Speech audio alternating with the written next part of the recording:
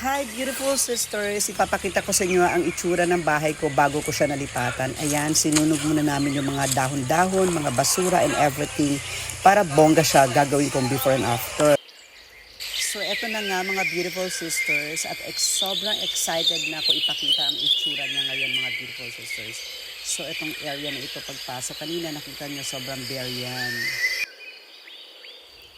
At itong area naman ito, kung napansin nyo dati, nandito yung mga basurang sinunog. Sobrang bare siya. Ngayong green na green na.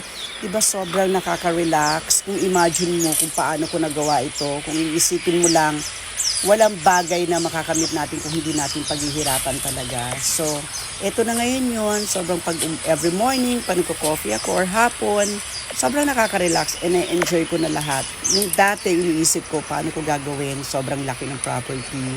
And ang hirap yata gawin ito. Pero, tiyaga lang. Ito na siya ngayon, beautiful sisters.